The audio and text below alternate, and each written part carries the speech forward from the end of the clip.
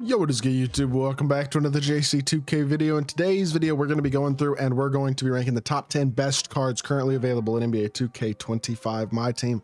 I feel like, in all honesty, this list has not changed as much as I thought it would have since the last one, although there definitely has been some significant updates. But there haven't been in the last couple weeks anyway any like game-changing new cards that have dropped, because even one of the best cards that dropped, for example Dark Matter Dr. J, is Pink Diamond's the same card. So like there just hasn't been a ton of difference to the cards that drop as of late, and it'll be interesting to see when that next like game-breaking drop is, because I'm sure we're kind of due for one. But before we hop into the video, if you haven't already, make sure you hit that subscribe button. Help me push towards the 40,000 subscriber mark on the channel. I upload every single day, multiple videos a day. Would really appreciate it if y'all do subscribe. And without further ado, let's hop right into it and let's discuss this list. So at number 10, I'm going with Pink Diamond Cade Cunningham. Cade does not have a good fade. It's the biggest flaw of the card. Outside of that, though, I mean, his movement's pretty solid. He's a very good slasher. His jumper's nice. He's got tray escape, which is obviously very, very good. Defensively, I mean, the stats and badges aren't game breaking or anything, but he's 6'6" and he looks bigger than that. He's got a nice long wingspan. When he's badged, he's really solid defensively, and he's nice and athletic, gets good finishing animations. Really, really good card. I think he's personally my second favorite point guard in the game. Now, if you wanted to make an argument for another card in this spot, like you could put Zach LaVine here, probably could put a couple of power forwards, wings, some cards that I left off the list for sure. Like maybe a Franz Wagner could be argued here for his playmaking ability, and I think that would be fair as well. But to me right now, I'm going with Cade Cunningham. This 10th spot felt like it was very much up for grabs. I had 9 guys I felt confident about, and then the 10th spot felt a little weird. Number 9, I guess I really had 8 guys, because the 9th guy is Anthony Davis. I kind of decided he deserved to be here as well, just because I think he's the best mix at the power forward position of decent size, because he has that 7'5" wingspan or 7'6" wingspan, which does help to make him play a bit bigger than 6'10". And his jumper's super nice. He's a very good shooter, like a legit stretch who can space the floor at a high level, and then also provides that interior ability still that you're looking for at the center position, or power forward position, I should say. He's really not a center, although he could play it. But he's shooting, athletic, defense, versatile, really good card with nice animations. He doesn't really move particularly well, but he also doesn't really need to. So overall, I do think he's a very good card. And if you're looking for somebody at the power forward position to run, I do think AD's right at the top of the list. One of the best power forwards in the game pretty easily, and he's a very, very good card as well. Number 8 is where the list really felt like it took a lot of shape, and that is David Robinson. This is the 3rd best center in the game, in my opinion. I love this card. The more I use him, honestly, the more I like him. He's so athletic. He's so versatile. He doesn't really have any significant flaws in terms of things he does not do well. He's a really good shooter, and honestly, I mean, defensively, he's viable. Like I think this card does everything you need. He's got the size at 7'1" with a 7'5" wingspan. Badge wise, with just a few badges added, he's pretty much completely complete. Again, combination of the size center, the Wilt Chamberlain, Kareem Abdul-Jabbar, and the shooting center, Joel Embiid, Hakeem Olajuwon, guys like that, a couple other names on this list as well. He's really good, and if you wanted to argue him as the 2nd best center in the game, I wouldn't be mad at you. I think there's an argument to be made for D-Rob over this guy, which is Kristaps Porzingis at the next spot. I still have Kristaps just slightly over D-Rob. I think he plays a little bit bigger. I think the height is noticeable, even though it's only 1 inch, and I think his jumper's awesome. D-Rob's jumper, I mean, is very good as well, but not quite as good in my opinion, whereas KP's jumper, I think, is really, really good. The one flaw that I will say that I think KP has as a card is defensively, he's not unbelievably great. He is just really big more than anything else. And so again, I think KP, like, if you're looking for things to criticize, there are some things you can find, but I still think personally he's a really, really good card in his own right, and I definitely like this KP card a lot. I have no issues whatsoever with him as the number 7 card in this list. And again, he's a card who just the flaws that he has, I think, are made up for by the size, if that makes sense. And so I am very, very high on KP as well, and have no issues with him at, I think, number 7 on this list. So moving on to number 6, we have got, sorry, hold on, or yeah, who's number 6?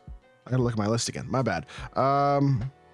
Penny Hardaway, that's who it is. Okay, Penny Hardaway is who I have at number 6, and I think that's a pretty fair spot for Penny. The thing about Penny is he's just, when you look at the card, the things that he does not do well are a little bit annoying, and it's really just one thing: his jumper's not great. Outside of that, I really do like the card. He's got an 89 3 ball. He's got 93 speed, 91 agility. Everything about the card, stat and badge wise, is great. His jumper's just a little meh. It's the one criticism of the card. It's the one annoying thing. Every point guard in the game has a flaw, at least one. Cade doesn't have a good high level fade. He's not unbelievable defensively. Penny's better than Cade is defensively. He's a better slasher, but his jumper's not great. And he's got normal fade, which is a decent but not great fade. Like every card, even the best point guard in the game has a flaw, but what he does have that no other point guard has is that Darius Garland dribble style. And that is something that really does elevate a card, I feel like. It gives him more playmaking ability than pretty much anybody else. And I think that is a big elevator of him at the point guard position, considering the jumper's not that bad athletically. He's really good. He's got real size at 6'7", versatile defender. Like there's a lot to like about Penny. He is the best point guard in the game to me, although I wish his jumper was a little better because that would make him unbelievable. Although that would make him, I think, like by far the best point guard in the game. Like I don't think it'd be particularly close at that point. So maybe that's not what you want. Number 5, Bernard King. Bernard is the second best shot creator in the game probably right now. Curry escape and an incredible jump shot makes him really, really tough to stop on the offensive end of the court. He's got good movement across the board, really. I mean, hard behind the back isn't great, but pro dribble style's nice. 85 three ball's a little low, but again, the jumper is amazing. His badges are nice defensively. He's pretty versatile. I will say, compared to a Dr. J, who y'all know is going to be higher on this list, he's not quite as good defensively. He's very similar as a slasher, very similar as a shooter. Shot creation wise, he's got a better escape, but the rest of his SIGs aren't quite as good. I think for me, he's the second best shooting guard. There are people who probably would make the argument of number 1, like maybe my boy Ebans. I don't know, he might, and some of the other competitive dudes. But like for me personally, I think I would lean Bernard at number 2 at the shooting guard position. I think number 5 overall on this list is a pretty fair spot for him, although he is a really good shot creator. And if you wanted to put him a couple hot spots higher because of the shot creation, I wouldn't really blame you. But at number 4 for me, Giannis at 6'11" with a 7'4" wingspan at the small forward position. The size is the glitchy part for Giannis Antetokounmpo. 95 speed, only has what, a 73 three ball. Like that's not great, but 90 standing, 98 driving dunk is very great. Defensively, he is elite. Giannis is not a card that has significant flaws. I mean, the biggest flaw is that three ball, right? And his jumper's not amazing, but 6'11" helps make up for it, for one. Not to mention the fact that, in my opinion, Giannis being as good of a defender and all that type of stuff as he is, kind of, and by itself makes up for whatever flaws you might perceive with this Giannis card, because he is so dominant size-wise, defensively as a slasher, not being the best shooter in the world, especially because he's small forward eligible. I can kind of overlook it. His jumper's not that bad. He's gonna knock it down when he's open. So I got him at number 4. Number 3, LeBron James. LBJ.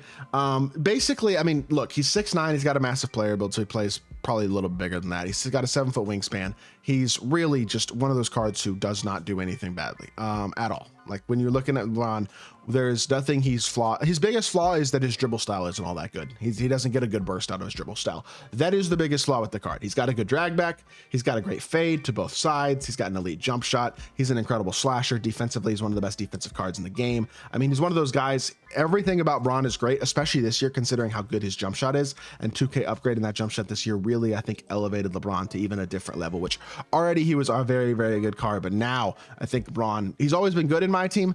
This year, he's really special. And when he gets a new dribble style, he's going to be a god. His small forward, pink diamond and opal, literally his cards have been the two best cards, the two best small forwards in the game all year. Like his pink diamond would still probably be in this spot if I was including, or at least right here, like with Giannis, with Bernard, like borderline top 5 card in the game for a badged out pink diamond Bron. He's going to play the exact same. The card is amazing.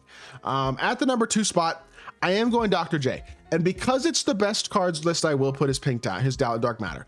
But the pink diamond plays the exact same. His pink diamond would also be number 2 on the list. I truly do not think there is a significant difference at all between Dark Matter Dr. J, pink diamond Dr. J. I just don't care. They play the exact same.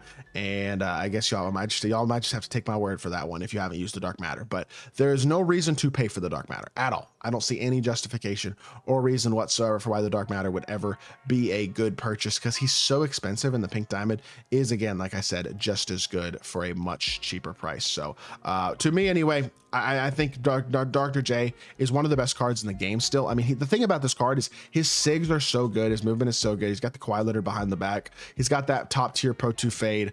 He's just one of those guys who has there's nothing he doesn't do well, in my opinion, at the shooting guard position. He's elite defensively. He's got 93 strength. I mean, this card he's just one of those guys who, he's been the best card in the game at his position since he came out.